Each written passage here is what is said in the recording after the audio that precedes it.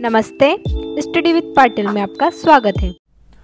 हाँ दोस्तों, हम अब देखते हैं भारतीय निर्वाचन आयोग का क्विक रिवीजन।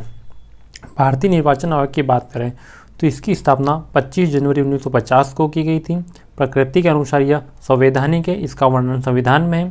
संविधान में वर्णन की बात करें तो भाग 15 में अनुच्छेद 324 से 329 तक इसका वर्णन किया गया है। वर्तमान में संरचना देखें, 3 सदस्यीय आयोग है। एक मुख्य चुनाव आयुक्त होता है और 2 अन्य आयुक्त होते हैं। इन दोनों के कार्यकाल की बात करें तो 6 वर्ष या 65 वर्ष, जो भी पहले हो, 65 वर्ष की आयु। नियुक्ति राष्ट्रपति द्वारा की जाती है। हटाना, मुख्य निर्वाचन आयुक्त को सुप्रीम कोर्ट के न्यायाधीश के समान तथा अन्य आयुक्त को मुख्य निर्वाचन आयुक्त की सलाह पर राष्ट्रपति द्वारा हटाया जाता है। त्यागपत्र राष्ट्रपति को देते हैं। पुनर्नियुक्ति हाँ की जा सकती है। मुख्यालय नई दिल्ली में स्थित है। मुख्य निर्वाचन आयुक्त प्रथम सुकुमार सेन थे 1950 से 1958 तक। प्रथम महिला मुख्य निर्वाचन आयुक्त वीएस रमा देवी 1990 में बनी थी। प्रथम एंग्लो इंडियन जेम्स माइकम ल्योंगडोह। वर्तमान में 25वें मुख्य निर्वाचन आयुक्त श्री राजीव कुमार हैं। अन्य आयुक्त की बात करें वर्तमान में तो श्री अनूप चंद्र पांडे व श्री अरुण गोयल है।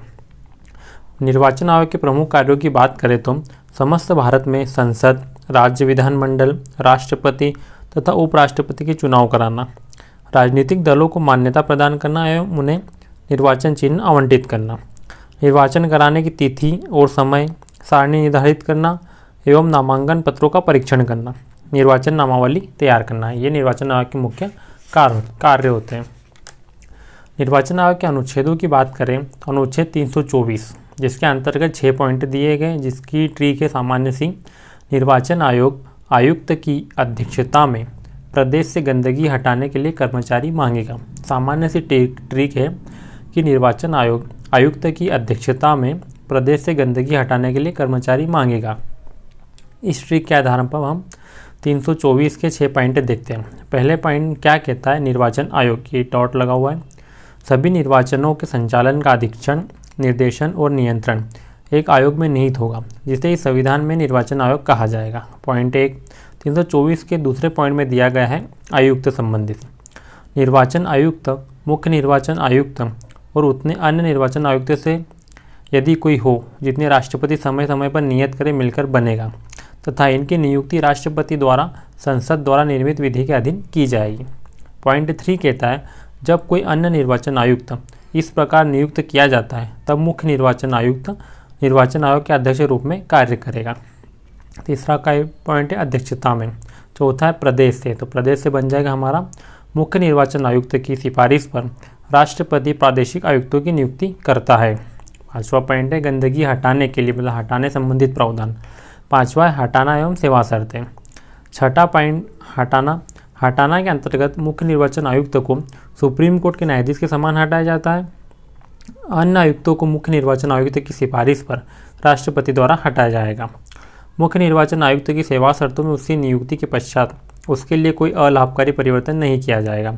6ठा पॉइंट है कर्मचारी मांगेगा। तो 6ठा कहता है, जब निर्वाचन आयोग ऐसा अनुरोध करे तब राष्ट्रपति या किसी राज्य का राज्यपाल निर्वाचन आयोग या प्रादेशिक आयुक्त को उतने कर्मचारी बंद उपलब्ध कराएगा जितने वो मांगेगा। अनुच्छेद 325 कहता है, धर्म, जाति, लिंग व मूल वंश के आधार पर किसी भी व्यक्ति विशेषण को मतदाता सूची में शामिल न करने और इनके आधार पर मतदान के लिए अयोग्य नहीं ठहराने का प्रावधान है। अनुच्छेद 326 कहता है, लोकसभा में एवं प्रत्येक राज्य की विधानसभा के लिए निर्वाचन वयस्क मताधिकार के आधार पर होगा।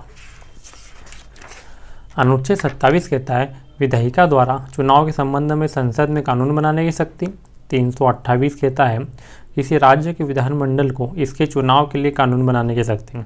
329 में निर्वाचन संबंधी मामलों में न्यायालयों के हस्तक्षेप का वर्जन। निर्वाचन संबंधी मामलों में न्यायालय हस्तक्षेप नहीं कर सकता। आगे है राष्ट्रीय मतदाता दिवस 25 जनवरी को मनाया जाता है, 2011 से मनाया जाता है। 61वां संविधान संशोधन अधिनियम 1988 के तहत 1990 में मतदाता की उम्र 21 वर्ष से घटाकर 18 वर्ष की गई। निर्वाचन आयुक्त एवं अन्य आयुक्त सेवा शर्त अधिनियम 1991, जिसके अंतर्गत वेतन, पदावती, सेवा और शर्तें वर्णित हैं।